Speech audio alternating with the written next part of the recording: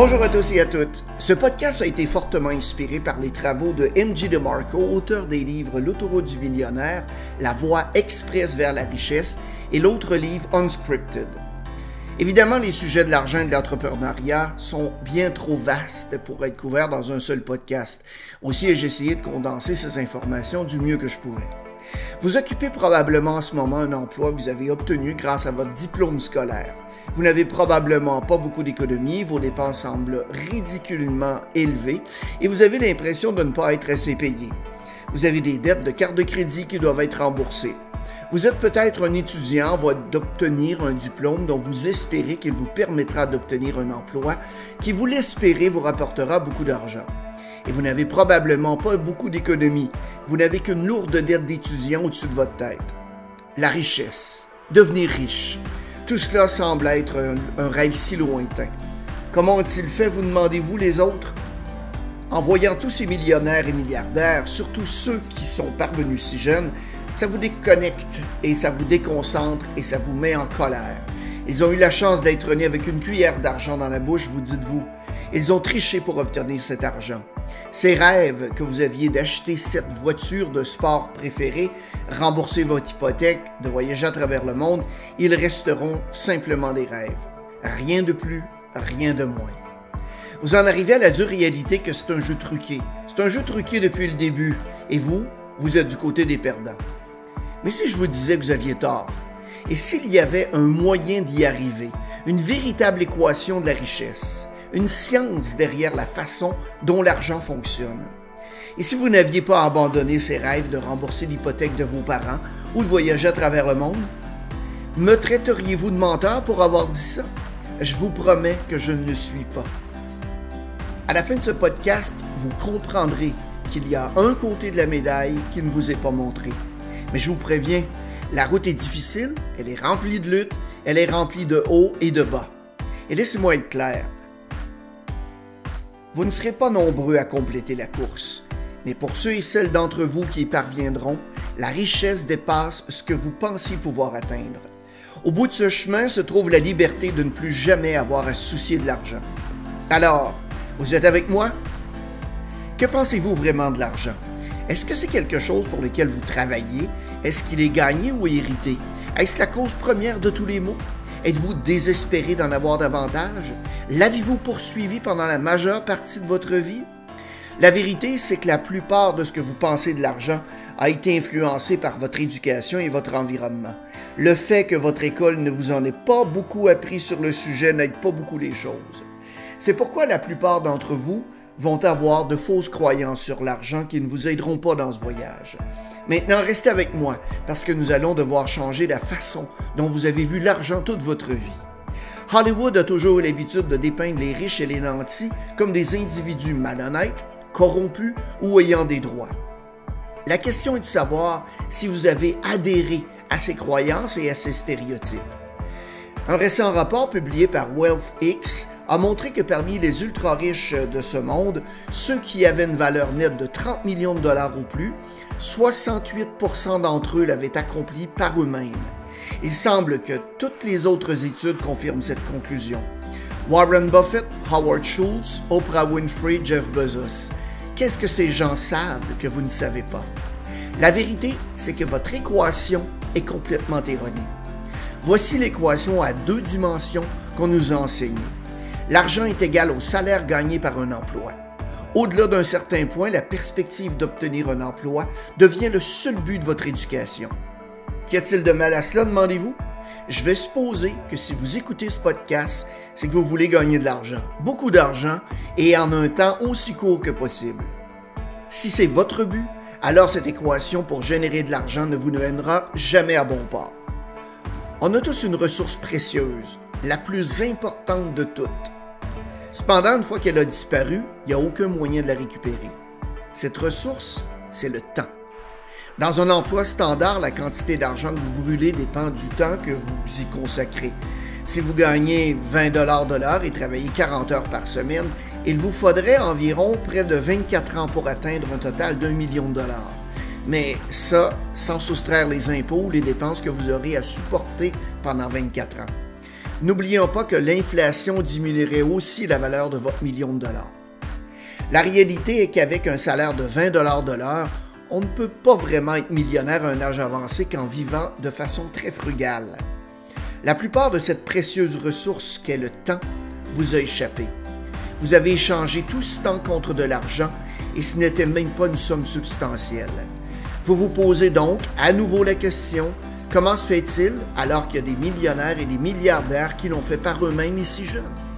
Ce qui les rend si différents, c'est simplement qu'ils ont une meilleure équation que vous. Ils ont une façon de comprendre l'argent que vous n'avez pas encore tout à fait saisi. Maintenant, soyez très attentifs et attentives. Cessez de courir après l'argent. Dans une société capitaliste, les règles de jeu sont les suivantes.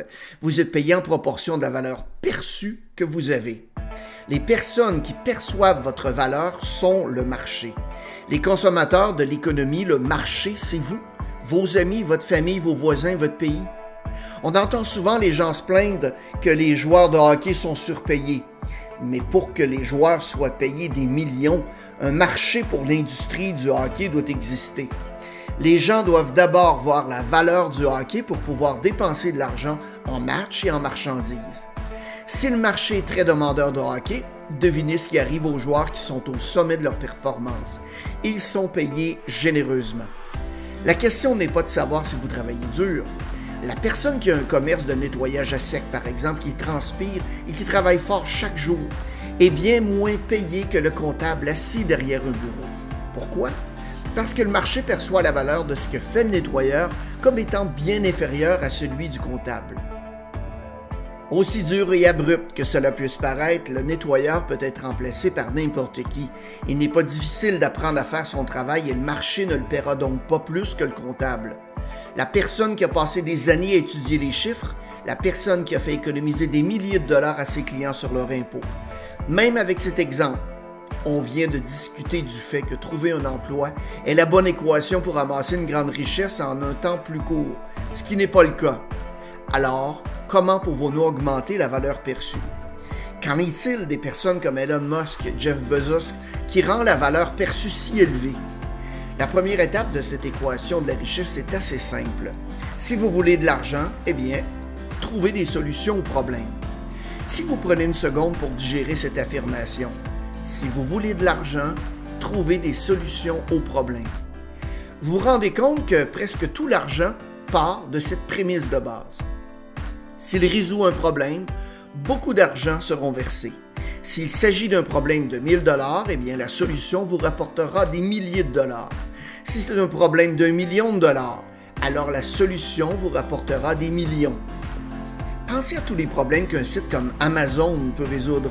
La difficulté d'aller dans un magasin, le tracas de devoir attendre des semaines pour une livraison, les prix les plus bas, etc.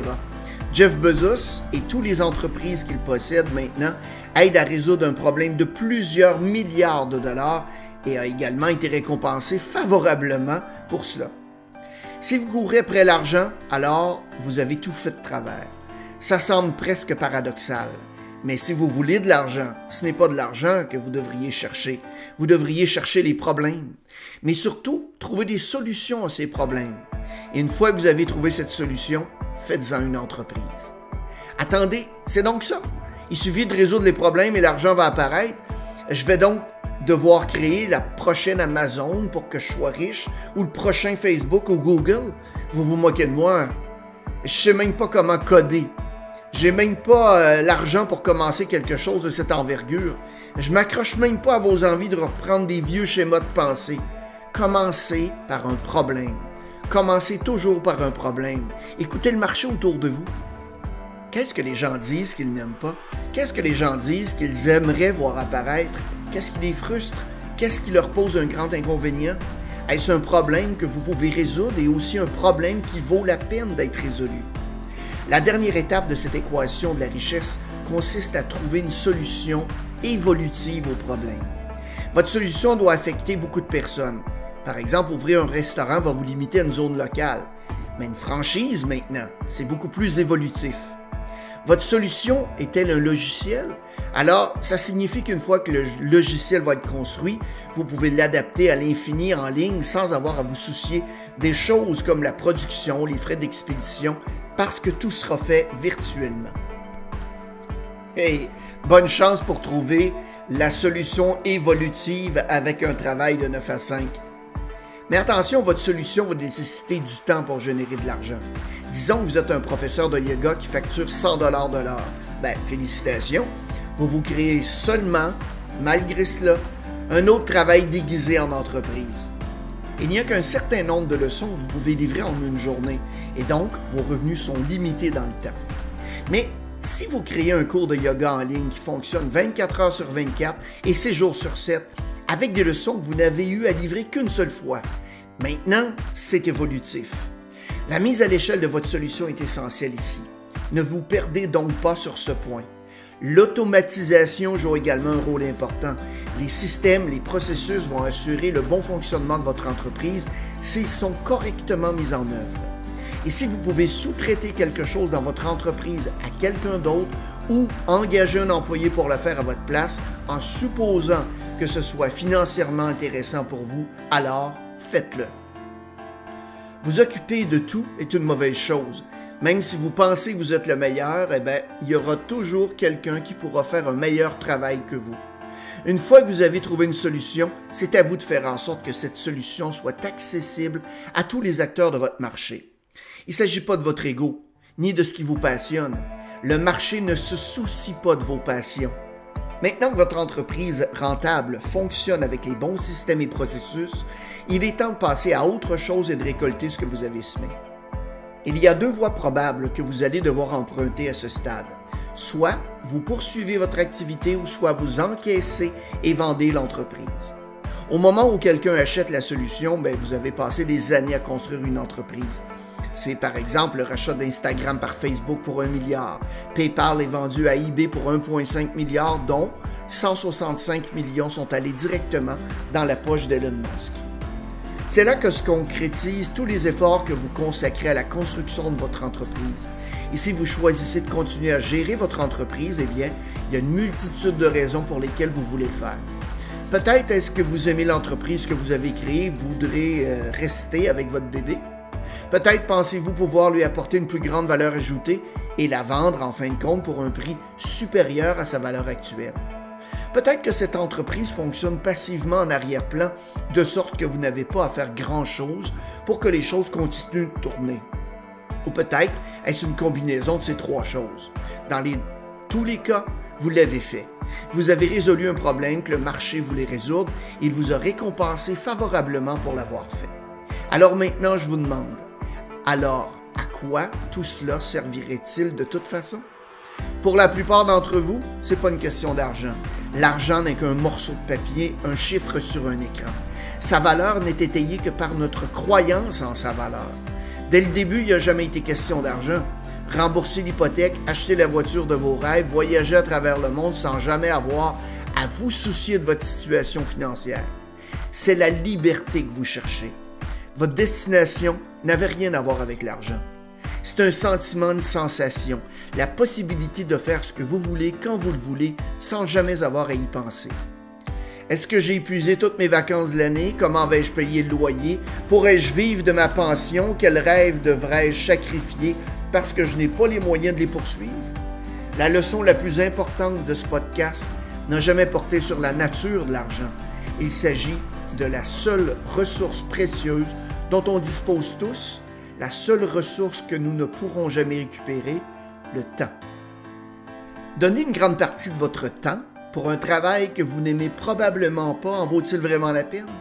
Votre vie se résume-t-elle à travailler en rentrant chez vous à regarder la télévision? Vous vous réveillez le lendemain et vous répétez le même cycle jusqu'à votre retraite? Combien d'heures supplémentaires de votre vie laissez-vous passer à cause de ce schéma? Remarquez que peut-être que cette réalité vous convient. Peut-être n'avez-vous pas d'autre choix que de suivre cette voie pour l'instant. Si c'est le cas, il n'y a pas lieu de s'inquiéter. Ce podcast vous a apporté un peu de divertissement, j'ose espérer, mais surtout un changement de perspective. Il y a aussi ceux d'entre vous qui comprennent l'autre côté. Ceux d'entre vous qui ont le désir de ne plus jamais avoir à soucier de l'argent. C'est pourquoi je ressens le besoin de vous le rappeler. Cessez de courir après l'argent et trouvez la solution à des problèmes. C'est l'équation par laquelle on trouve tout l'argent. Si vous désirez la liberté en n'ayant plus jamais besoin de vous préoccuper de l'argent, alors la résolution des problèmes est la lutte la plus importante de votre vie. Est-ce que ça signifie que vous serez heureux au bout du chemin? Est-ce que ça signifie que vous vous sentirez comblé? Eh bien, vous seul pouvez répondre à la question. Mais si votre combat est significatif, alors peut-être vaut-il la peine d'être poursuivi. C'est là que se trouve votre équation de la richesse. Bien sûr, je n'ai pas tout dit concernant les affaires, l'argent et l'entrepreneuriat. Ce sont des sujets beaucoup trop vastes pour que je puisse les couvrir dans un seul podcast. Il est également important de revenir sur un point que j'ai soulevé au début. C'est que la plupart des gens ne réussiront pas pour diverses raisons. Mais la partie la plus importante, c'est l'échec. Échouer rapidement et passer à l'étape suivante. Si vous faites quelque chose qui n'est strictement pas lié à une entreprise, mais que vous voulez que cela rapporte de l'argent, alors demandez-vous quel problème pourrais-je résoudre. La réponse pourrait vous amener à trouver des moyens de mieux monétiser ce que vous faites. Ça inclut également un emploi et une carrière. Si vous pouvez résoudre plus de problèmes et trouver plus de solutions sur vos lieux de travail, vous avez quelque chose qui vous permet de tirer parti d'un salaire plus élevé. Je terminerai tout cela sur le même message que j'ai répété à de nombreuses reprises dans ce podcast. Arrêtez de courir après l'argent et commencez à chercher des solutions aux problèmes. Je vous souhaite de vivre une vie riche. Bon succès!